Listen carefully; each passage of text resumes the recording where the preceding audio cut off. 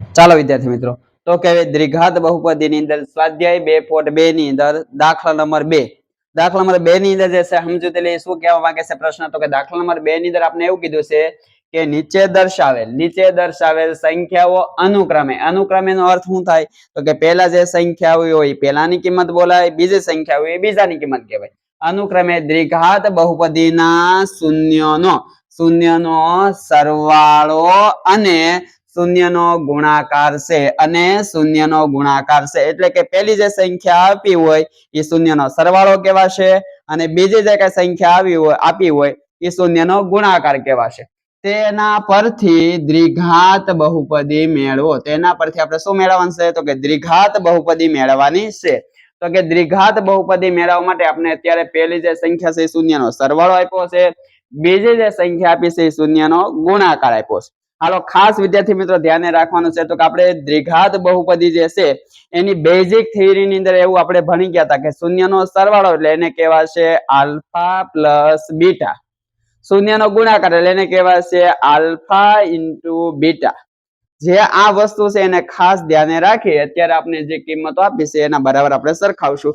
ધ્યાને રાખવા જઈએ તો કે શૂન્યનો સરવાળો એટલે કહેવાશે આલ્ફા વત્તા બીટા. આ શૂન્યનો સરવાળો છે અને શૂન્યના સરવાળાની કિંમત કેટલી આપી છે આપણે અત્યારે હાલમાં? શૂન્યના સરવાળાની કિંમત કેટલી આપી છે આપણે અત્યારે હાલમાં? તો કે 1/4 અલ્પવિરામ. શૂન્યનો ગુણાકાર એટલે એને કહેવાશે આલ્ફા ઇન્ટુ બીટા, એટલે કે આ શૂન્યનો ગુણાકાર. એની કિંમત કેટલી આપી છે આપણે? તો કે -1. આ ખાસ તમારે વિદ્યાર્થી મિત્રો ધ્યાને રાખવાનું. શૂન્યનો સરવાળો એટલે કે એને કહેવાશે આલ્ફા પ્લસ બીટા, શૂન્યનો ગુણાકાર એટલે એને કહેવાશે આલ્ફા ઇન્ટુ બીટા. હવે આપણે જે કિંમતો આપી છે એના આધારે આપણે દ્વિઘાત બહુપદી મેળવવાનું છે. તો કે દ્વિઘાત બહુપદી મેળવવા માટે એક સૂત્ર અહીંયા જે લખું છું તમારે એને ખાસ યાદ રાખવાનું છે. જો સૂત્ર તમને આવડી જાય એટલે આલ્ફા પ્લસ બીટા જેની જગ્યાએ તમારે એની કિંમત મૂકવાની, આલ્ફા ઇન્ટુ બીટા એટલે કે શૂન્યના ગુણાકારની જગ્યાએ તમારે એ કિંમત મૂકવાની રહેશે. તો કે સૂત્ર શું છે? તો કે સૂત્ર અહીં લખું છું, ખાસ ધ્યાન રાખજો. તો કે ભાઈ p of x બરાબર કે આ કે જે છે ને અચળાંક છે કે કૌંસની અંદર x નો વર્ગ તો આવે છે ને તો જ આપણે દ્વિઘાત બહુપદી કહેવાશે. x નો વર્ગ માઇનસ કૌંસની અંદર આલ્ફા વત્તા બીટા એટલે કે શૂન્યનો સરવાળો પણ કેવો રાખવાનો કીધો છે અહીંયા આપણે? માઇનસ ઇન્ટુ એક્સ એટલે એક્સ જે છે ગુણાકારમાં પ્લસ આલ્ફા ઇન્ટુ બીટા એટલે કે શૂન્યનો ગુણાકાર. અહીંયા આગળ શૂન્યનો ગુણાકાર લેવાનો છે અને અહીંયા શૂન્યનો સરવાળો લેવાનો છે. એ કિંમતો મૂકવાની છે નહીં આપણે. હાલો ધ્યાને લેવા જઈએ. કિંમતો જે આપી છે આપણે મૂકી દઈએ કે એમ ના એમ, કૌંસની અંદર x નો વર્ગ તો એમ નામ જ રહેશે, માઇનસ ની નિશાની ખાસ તમારે ધ્યાને રાખવાની છે. હાલો આલ્ફા પ્લસ બીટા એટલે કે શૂન્યનો સરવાળો જે છે એ કેવો આપ્યો છે આપણે? તો કે 1/4 કેવા છે? પ્લસ. જો આ શૂન્યનો સરવાળો પ્લસ હોય તો આ જે નિશાની સૂત્રમાં આપી છે એ નિશાની એમ નામ રહેશે. શૂન્યનો સરવાળો જો અહીંયા માઇનસ તમને આપ્યો હોય એટલે કે અહીંયા આપણે શૂન્યનો સરવાળો મૂકીએ અને એ માઇનસ તમને આપ્યો હોય તો આ માઇનસ સાથે ગુણાકાર થાય. આ માઇનસ સાથે ગુણાકાર થાય એટલે માઇનસ ગુણ્યા માઇનસ, તો અહીંયા કેવી નિશાની થઈ જશે? પ્લસ. અને જ્યારે શૂન્યનો સરવાળો જે છે એની કિંમત તમને પ્લસ માં આપી હોય તો એને આ સૂત્રની માઇનસ નિશાની લાગુ પડશે એટલે કેવા થઈ જશે? એ માઇનસ થઈ જશે. તો અહીં માઇનસ શું મેકાશે? શૂન્યનો સરવાળો 1/4 ગુણાકારમાં કોણ છે એની સાથે? x. આગળ જતા પ્લસ ની નિશાની. હાલો પ્લસ ની નિશાની પણ ખાસ તમે ધ્યાનમાં લેવા જાવ તો કે આપણે પ્લસ ની નિશાની પછી કોની કિંમત મૂકવાની છે? આપણે શૂન્યનો ગુણાકાર. હવે જો તો શૂન્યના ગુણાકારની સંખ્યા કેવી છે? માઇનસ. એટલે કે શૂન્યનો ગુણાકાર હું અહીંયા મૂકું, અહીંયા મૂકો એની કિંમત એટલે કિંમત કેવી થશે? માઇનસ. એની સાથે ગુણાકારમાં કોણ રહેશે? તો કે પ્લસ. તો ગુણાકાર ડાયરેક્ટ થઈ જાય. જો તમારે એક સ્ટેપ વધારવું ન હોય તો તમે ડાયરેક્ટ લખી શકો ખરી. આમ તો એક સ્ટેપ હું કરી નાખું, ખાસ તમારે ધ્યાને રાખવાનું છે. તો કે અહીંયા આગળ જે છે આપણે પ્લસ ની નિશાની, હાલો પ્લસ ની નિશાની મૂકી દઉં છું, ખાસ તમારે ધ્યાને રાખવાનું છે. પ્લસ ની નિશાની મૂકી દીધી. હવે શૂન્યનો ગુણાકાર શું આપ્યો છે? તો કે -1 એટલે હું એને કૌંસમાં મૂકી દઉં, -1. હાલો ખાસ તમારે ધ્યાને રાખવાનું છે, -1. હવે કૌંસ પૂરો. હાલો ધ્યાને લેવા જઈએ તો કે બરાબર કૌંસની અંદર x નો વર્ગ માઇનસ 1/4 ઇન્ટુ x. અહીંયા આગળ જે છે આપણે થોડું ઘણું કામ કરી નાખીએ તો કે આ પ્લસ નિશાની જે છે એને કૌંસની અંદર આપી દે એટલે કે ગુણાકાર કરી નાખીએ તો કે પ્લસ નો ગુણાકાર માઇનસ સાથે પ્લસ ગુણ્યા માઇનસ તો નિશાની કેવી રહેશે માઇનસ અને માઇનસ કેટલા રાખવાના 1. હાલો હવે નોર્મલી તમારે આવું સમજવાનું છે કે હવે જે છે હવેનું સ્ટેપ કઈ રીતે કામગીરી કરવાની તો કે તમે જોવા જાવ તો કે અહીંયા તમને સમીકરણમાં 3 પદ આપ્યા છે. 3 પદ ની અંદર તમે જોવા જાવ તો કે છેદમાં કોઈ જગ્યાએ તમને સંખ્યા દેખાય છે તો હા અહીંયા આગળ આપણે છેદમાં એક સંખ્યા 4 દેખાય છે તો જે જગ્યાએ છેદમાં તમને 4 દેખાય એ 4 વડે જે છે આ 3 પદને ઉપર ગુણી નાખો. 3 પદને ઉપર તમારે ગુણી નાખો જેથી કરી અહીંયા જે જગ્યાએ સંખ્યા હોય ને એ સંખ્યા લસા તરીકે બધે છેદમાં સરખી રહે. અથવા તમે આવું કરી શકો ખરી તમે અહીંયા 4 દેખાય છે તો એને અહીંયા ક્રોસ ગુણાકાર કરી નાખો અને પછી આ બાજુની સાઈડે ક્રોસ ગુણાકાર કરી નાખો. બે બાજુની સાઈડ ક્રોસ ગુણાકાર કરો ને એટલે આખા સ્ટેપના છેદમાં કેટલા રહેશે 4 રહેશે. આવું પણ તમે કરી શકો ખરી. આવું ન કરવું હોય તો ડાયરેક્ટ નોર્મલી આપણે સમજૂતી એવી લેવાની છે કે છેદમાં જે સંખ્યા હોય એના વડે ઉપરની સાઈડ ગુણી નાખો.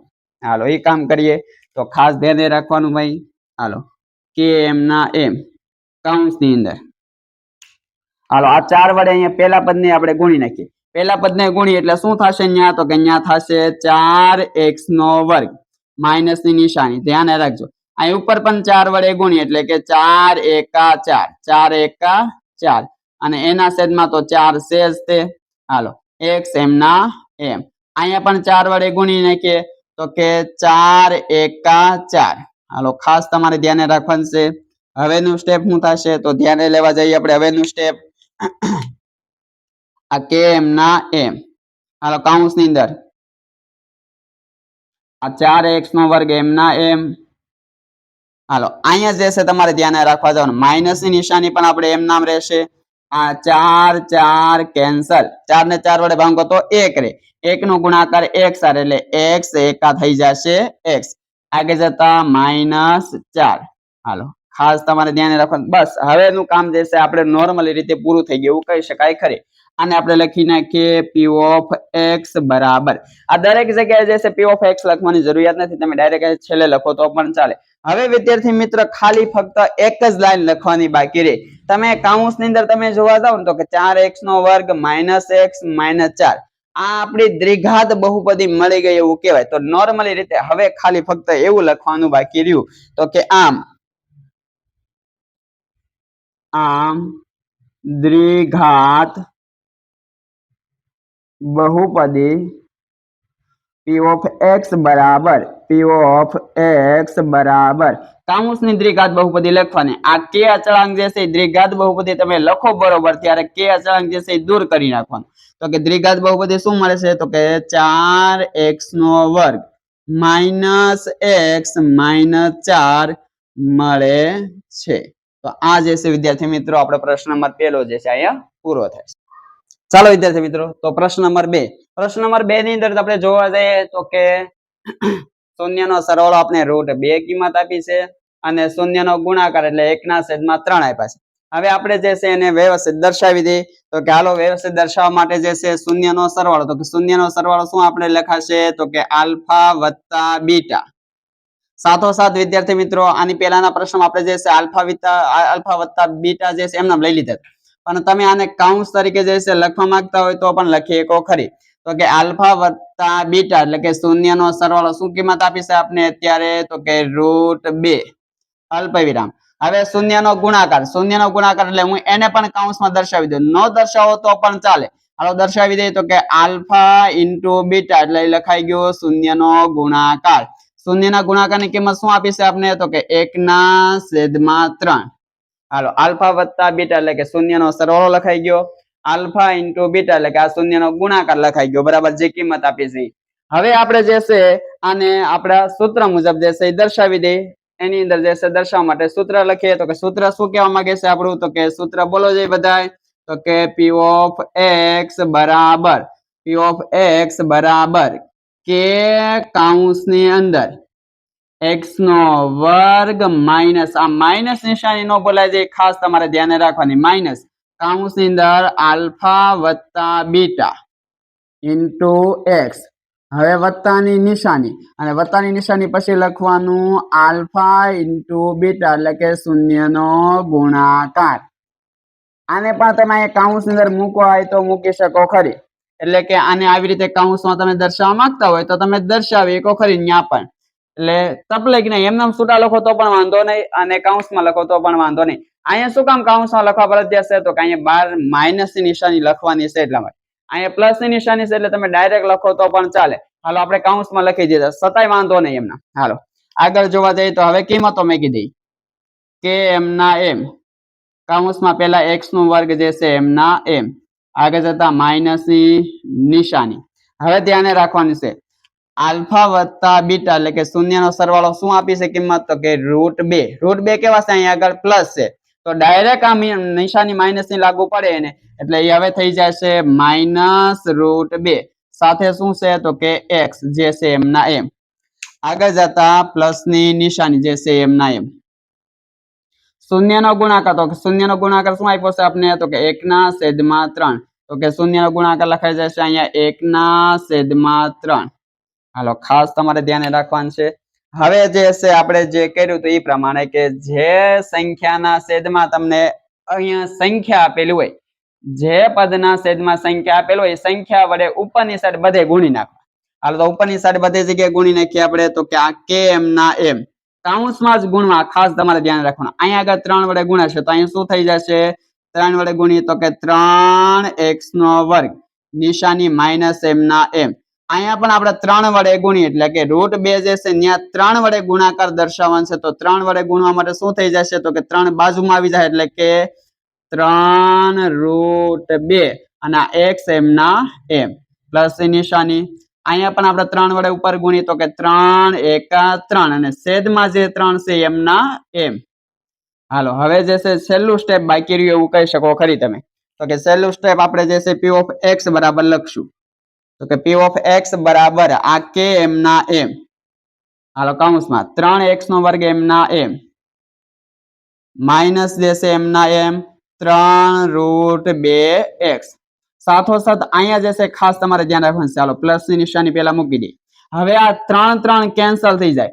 3 કેન્સલ તો અહીંયા કેટલા વધે ભાઈ? 1. એટલે અહીંયા લખી નાખીએ આપણે 1. તો વિદ્યાર્થી મિત્રો અહીંયા આગળ જે કૌંસમાં તમને મળી છે તમારી દ્વિઘાત બહુપદી મળી એવું તમે લખી શકો ખરી. તો હવે જે છે આપણે છેલ્લું સ્ટેપ બાકી રહ્યું. કઈ રીતે? તો કે આમ દ્વિઘાત બહુપદી p of x બરાબર કૌંસમાં જે છે એ લખવાની રહે. તો કૌંસની અંદર શું મળી દ્વિઘાત બહુપદી? તો કે 3x² માઇનસ 3√2x પ્લસ 1. તો વિદ્યાર્થી મિત્રો મળે છે. તો અહીંયા આગળ આપણો પ્રશ્ન નંબર 2 જે છે એ પૂરો થાય છે. ચાલો તો હવે પ્રશ્ન નંબર 3. પ્રશ્ન નંબર 3 ની અંદર જે છે આપણે પહેલી કિંમત એટલે કે શૂન્યનો સરવાળો અહીંયા 0 આપ્યો છે અને શૂન્યનો ગુણાકાર જે છે આપણે √5 આપ્યા છે. હાલો હવે આપણે જે છે વ્યવસ્થિત આને દર્શાવી દઈએ પહેલા. તો કે શૂન્યનો સરવાળો એટલે આપણે શું લખાશે? તો કે આલ્ફા વત્તા બીટા. હાલો કૌંસની અંદર દર્શાવી દઈએ. તો કે આલ્ફા વત્તા બીટા એટલે કે શૂન્યનો સરવાળો થઈ ગયો. શૂન્યના સરવાળાની કિંમત આપણે કેટલી આપી છે? અહીંયા આગળ 0 આલ્ફા વિરામ. હવે શૂન્યનો ગુણાકાર એટલે કે આલ્ફા ઇન્ટુ બીટા. શૂન્યનો ગુણાકાર આપણે કેટલો આપ્યો છે અત્યારે હાલમાં? તો કે √5. હાલો હવે જે છે આપણે સૂત્ર પ્રમાણે દર્શાવી દઈએ. તો કે સૂત્ર શું કહેવા માંગે છે આપણું? તો કે સૂત્ર આપણે આવું મળ્યું હતું. તો કે p of x બરાબર કે કૌંસની અંદર x² માઇનસ કૌંસમાં આલ્ફા વત્તા બીટા ઇન્ટુ x. આ x પણ ભૂલાય નહીં, ખાસ ધ્યાન રાખવાનું. વત્તા કૌંસની અંદર આલ્ફા ઇન્ટુ બીટા એટલે કે શૂન્યનો ગુણાકાર.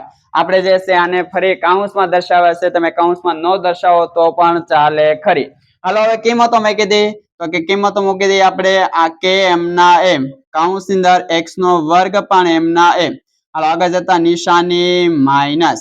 ખાસ ધ્યાને રાખવાનું છે. હવે શૂન્યનો સરવાળો કેટલી કિંમત આપી છે આપણે? અહીંયા આલ્ફા વત્તા બીટા એટલે કે 0.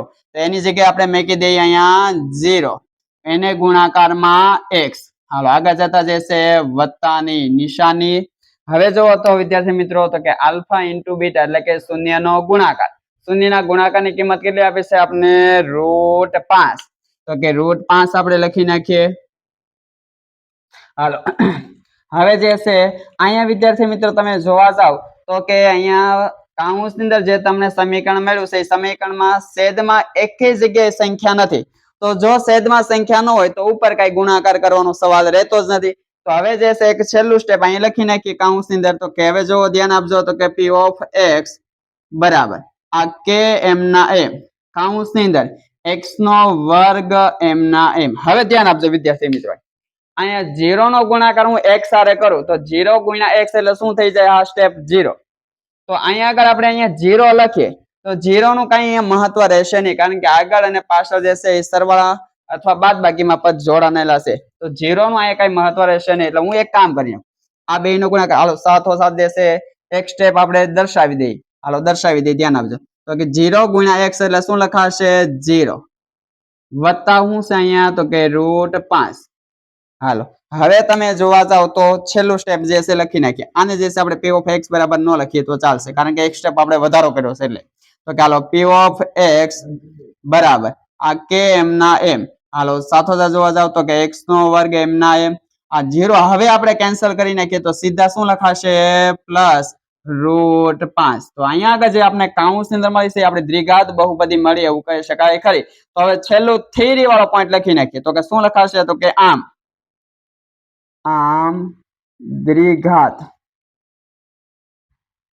દ્વિઘાત બહુપદી p ઓફ x બરાબર શું મળી છે કાઉન્સની અંદર? તો કે x નો વર્ગ +√5 મળે છે. તો વિદ્યાર્થી મિત્રો અહીંયા આગળ આપણો પ્રશ્ન નંબર 3 પણ પૂરો થાય છે.